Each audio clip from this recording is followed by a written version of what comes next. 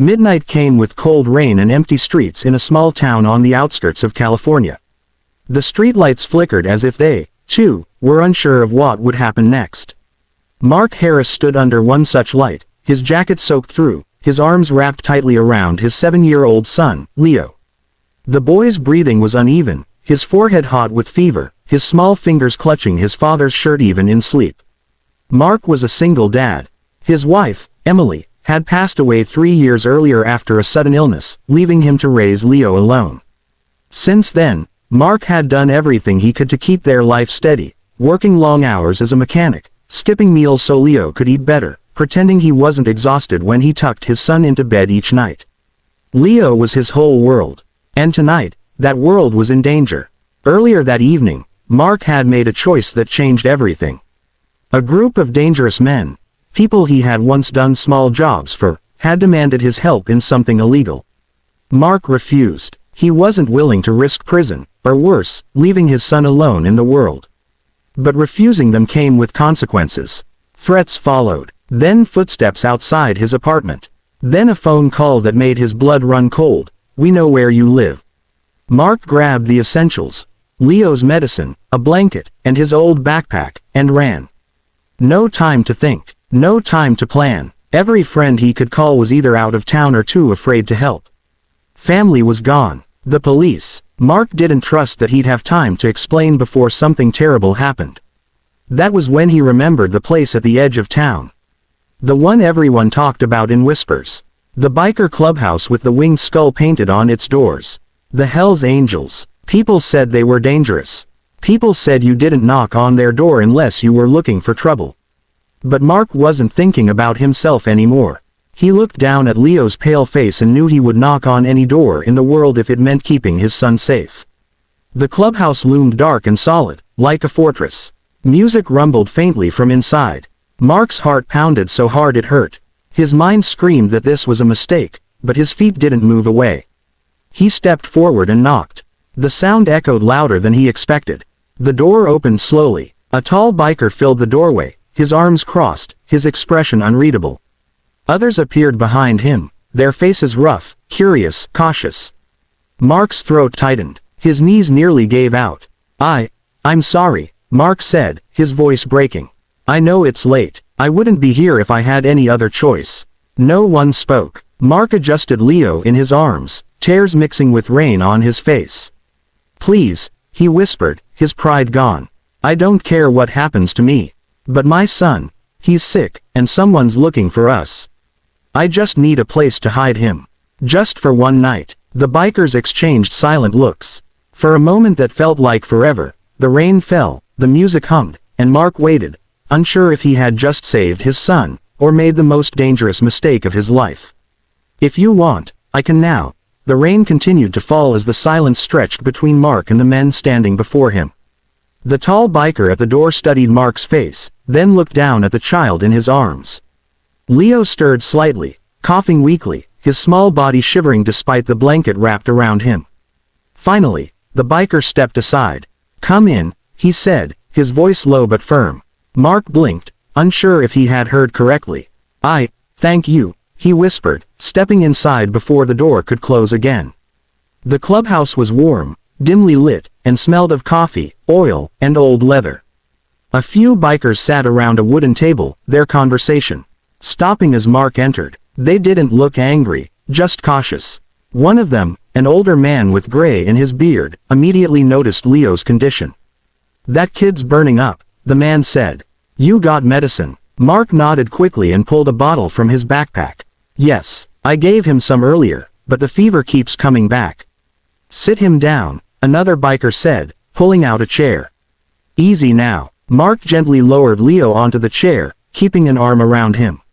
He felt exposed, vulnerable, like every mistake of his life had led him to this moment. He expected questions, demands, maybe even anger. Instead, someone handed him a mug of hot coffee. Drink, the tall biker said. You look worse than the kid. Mark hesitated, then took it with shaking hands. I won't stay long, he said quickly. Just until morning. I'll take him and go. I swear. The gray-bearded biker waved his hand. Nobody said you had to leave yet. One of the men brought a clean blanket and carefully wrapped it around Leo. Another disappeared into a side room and returned with a small first aid kit and a thermometer. "You a good dad?" the tall biker asked suddenly. Mark looked up, startled. "I try to be," he said honestly. "He's all I have." The biker nodded slowly. "That's enough." Mark's chest tightened. "You don't even know me." "Don't need to," the man replied. "We know what it looks like when someone's scared for their kid." The music was turned down. The door was locked. Someone checked the windows. Mark realized they were doing all this without asking who was chasing him or why. That silence felt heavier, and kinder, than any interrogation. Hours passed slowly. Leo's fever began to ease, his breathing steadying. Mark sat beside him the entire time, afraid to blink, afraid that safety might disappear if he stopped watching. At one point, the tall biker sat across from him. "Name's Jack," he said. "You're safe here tonight." Mark swallowed hard. "Why are you helping us?" Jack looked away for a moment, his jaw tightening. "Because a long time ago," he said quietly, "someone didn't help my kid when they should have." Mark didn't press further. As dawn crept closer, the rain finally stopped. Mark realized he hadn't just found shelter. He had found something rarer, mercy in a place the world had warned him to fear. And though the danger outside wasn't gone yet, for the first time that night, Mark allowed himself to believe his son would survive this. Morning arrived quietly, slipping through the narrow windows of the clubhouse like a cautious visitor. The rain had stopped, leaving the world outside washed clean and uncertain. Mark hadn't slept. He sat with his back against the wall, Leo resting across his lap, listening to the steady rhythm of his son's breathing. The fever had finally broken. Leo's cheeks were less flushed now, his small hand relaxed in Mark's. Jack returned with 2 cups of coffee and set one beside Mark. "He's gonna be okay," he said. "You did right by him." Mark nodded, his eyes burning. "I didn't know where else to go." "Most people don't," Jack replied. "That's how fear works." The other bikers were quieter now, the edge of the night gone. A few nodded at Mark in passing, not friendly, not hostile. Respectful. Someone handed Leo a small breakfast when he woke, and the boy managed a shy smile that made Mark's chest ache with relief. But safety came with decisions. Jack motioned Mark aside. "Whatever trouble you walked away from," he said evenly, "it doesn't disappear just because the sun's up." Mark swallowed. "I know. I'm done running. I just needed one night to keep him safe." Jack studied him for a long moment, then nodded. "There's a church 2 towns over. Family services. They help folks who need a reset. We'll get you there." Quietly. Mark's eyes widened. "You'd do that?" Jack shrugged. "You asked for help for your kid.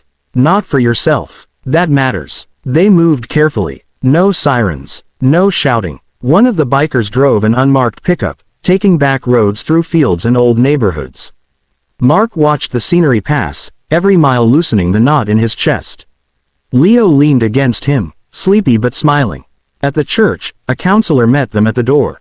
Papers were filled out, arrangements made, a safe room prepared. When it was time to leave, Mark turned to Jack, words failing him. "I can't repay you," Mark said finally. Jack shook his head. "Don't try. Just be there for him. That's the payment." Mark hugged Leo tightly. "Say thank you," he whispered. "Thank you," Leo said softly, waving. Jack gave a small nod and turned away. Weeks later, Mark found steady work and a modest apartment near the school Leo would attend. Life wasn't perfect, but it was honest. One evening, Mark stood at the window, watching Leo do homework at the table, and thought about the door he'd knocked on in desperation. He understood something now. Help doesn't always look safe.